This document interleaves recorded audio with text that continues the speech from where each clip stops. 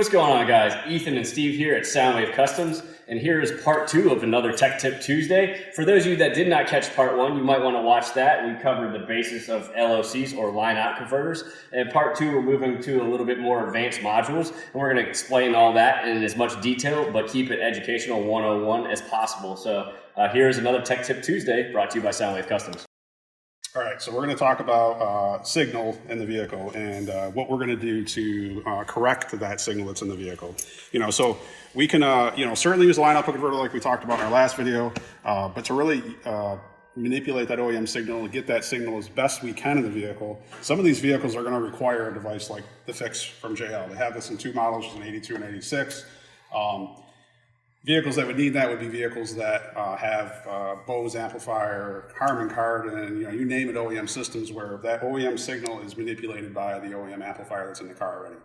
So we need to try to fix that signal with one of these devices. Now there are some situations where you could use a preamp device like one of these devices here, which we will touch on in another video, to basically get that signal out preamp before the amplifier does anything to manipulate that signal. That's not available in every car, but we will touch on that in another video and explain to you how that works as well. It's also really vehicle specific. So once again, like we touched on in part 1 of the video, when you guys ask us for quotes, via phone or email or internet or social media, and we love that and we try to be as helpful as possible, but it's really depending on the specific vehicle, and it's also the specific submodel of that vehicle. Or some vehicles have 3 or 4 different submodels, and like Steve just said, whether it's Bose or Harman, and there's multiple Bose systems, there's multiple Harman systems. So depending on which one you have, we want to put you in the correct parts. And as you can see this table, and this is not even everything we have in the store, this is the majority of it, but there's even more, believe it or not. So it's really, and that's what these videos are for, is to really get you guys education of what it entails to do a system properly, to get a clean signal, a stronger signal, and to integrate the products that we're putting into your vehicles. Yeah, and we don't even have there's not like a cross-reference guide or anything that tells us exactly what signals every vehicle has, even based on submodel or whatever trim package you have. We actually have the tools here to electronically test those signals and tell us what signals you have, so we can make a decision on which ones to use in your vehicle to give you the best result at the end of the day. And in some cases, like we said, we don't know what those are until we actually get the vehicle in the bay and test it, even in some cases. And we've seen plenty of scenarios where there's mid-year vehicles, meaning they did half the parts from a new year and half the parts from an old year, and these manufacturers might have parts left over on the assembly line. There's nothing wrong, not knocking these manufacturers, and the cars are still great, whatever. But then it's kind of that in between where we really have to use our test equipment to figure out the best way to properly get a signal or fix to fix a curve in your vehicle. So to ultimately get better sound, right? So that's what we're getting at here, and some of these pieces, like I said, are required. So one of the few devices that auto corrects the signal is going to be the device from JL Audio, which is the Fix. And again, like we talked about earlier, they have that in the 82 and the 86 So explain the difference between the 82 and the 86 for those that are wondering, Steve. The 82 model is basically going to take, you can take up to 8 speaker inputs. You can sum those signals together to get us a full range signal, and then it'll give you 2 channels of output or a single digital optical output. The 86, same idea, except it's going to give you 6 channels of RCA output, as well as an optical output as well. You guys might ask, why do you need the optical output? Well, that's to feed the DSP processor, which would advance the tuning of the system beyond the Fix's ability, basically. So this is one way that this does the auto correction. Manually, we could do it with this device too. Depending on the vehicle and with the scenario and all of that, this may be a more cost-effective solution for you. This is going to be more for advanced system tuning, or in a vehicle where like the Fix simply just doesn't have the ability to cover those vehicles. So. Right. And then if we want to get into the Maestro pieces, the access pieces, the Pack Amp Pro, and then we could circle back around and talk about the audio control piece that kind of has a little bit of everything mixed inside of an amplifier. Yep. So there's several different companies right now that are offering preamp solutions for vehicles. Mainly right now you're talking Ford, Chrysler, Toyota. Those are the main big 3 that are out there. Mm-hmm. The 3 companies that are offering that right now is iDataLink, the Maestro system, the AR, which is also compatible with DSR1 as well. And then you have the access interface as well. And then you also have the Pack Amp Pro. Now, in all 3 cases, all these systems are plug and play. In some cases, depending on the vehicle, like with the Maestro, we don't have to keep the OEM amplifier. The amplifier can be removed and put in the place of the amplifier. With these two devices, you're going to be leaving the factory amplifier in place and putting this device in before the amp to get the signal out. Yes. That's beneficial in some cases because you may want to keep your center channel. You may want to keep your rear speakers. You may be in a situation where you want to keep that. With the AR, you have to re-amplify every single speaker in the car if you want to keep them all.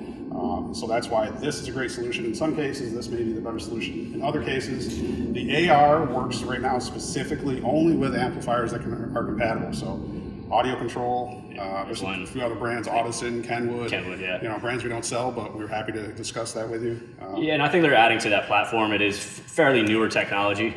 So that being said, what Steve was saying is this piece can plug directly into the amp that has that compatible port and communicate with that amplifier. Just because it is newer technology, and also the partnerships and relationships that not only iData Link is making, but some of the other companies like Audio Control and Kenwood and Hertz Audison. So there's probably going to be more coming down the road. So that is another option. I think if you want to talk about a cool option that I know the Access seems to be the best control over is especially the notorious GM door chime that is very loud and makes you want to bang your head against the door. So some of these devices are just going to be preamping, give us our front, rear, and subwoofer preamp outputs with like a sub control, give you good output voltage. But with this device, this is going to give you all of that plus a DSP, which you can control with your phone. And on a lot of GM vehicles, it's going to allow you to adjust the chime volume also through your phone as well, which is great. So, we just did one the other day, super loud chime in the truck. We were able to amplify it and turn it down to a level where the chime was almost not there. The customer loved that because he didn't like the loudness of the chime, even with just the OEM system. So, let alone with the aftermarket amps, I'm sure somebody's had one done where it's super loud. And nobody likes that. And we get questions quite often on how you turn the chime down, and in some situations, depending on the vehicle and the system in the vehicle, without that piece, there's no other way to do so. Now, the other device that we don't show here that we also can get you is there's some vehicles, European vehicles, that run on most optical, the audio system does. So some of those higher end systems, there's pieces from a company called Nav TV that we use as well. That can... the Zen modules. Yes, the Zen modules, which we can integrate. They also offer some F-150 stuff. If I was sitting down, I would do it. And some GMs and everything else too. And we love those guys at Nav TV as well. They offer like the higher end solutions. For some of you guys out there that are looking to build a high end system and want a preamp device that's a good quality device, then we talk about the Nav TV piece as well as a higher end piece potentially. So we'll bring you back. Not to keep it too long, we'll bring you back to the audio control piece. So this is the D6.1200, which is a 6-channel amplifier. So either there's a lot of configurations for a 6-channel amplifier, and that could almost be a whole nother Tech Tip Tuesday, just about 6-channel amps in general. We're not going to get too far into detail on that, but there's a lot of configurations this amp can run. It can run a front 3-way active system. It can run front and rears and a subwoofer. So this amp though is very unique. I know there's a couple other companies that we carry here at Soundwave Customs that have similar features. Audio control seems to be the most packed, but I know JL offers the VXI line or the MVI line in Marine. What else do we have here? Moscone. Moscone. They have the one line, and they also have a DSP amplifier as well. Yes. So this amp has not only built-in LFCs, it has a built-in DSP as well. So it can take high level right into the amp. It has active bass built in the amp, just like the LC2i. If you watch part 1, if you still haven't watched part 1, just pause this video and go watch part 1. And then it also has full control of the OE system, but depending on that system. The bass knob's built in. Everything you ever want is built into this amplifier right here. There's also some auto EQ control that's built into this as well with the DSP. There's a bunch of benefits that this has to work with the OEM system. And again, that depends on the vehicle, depends on the OEM system. So that's why we're going to invite you guys to come in with your vehicle so we can have a conversation with you to better qualify you for what part is going to be best suited for your car to give you the best sound. Yep. So once again, just quick options.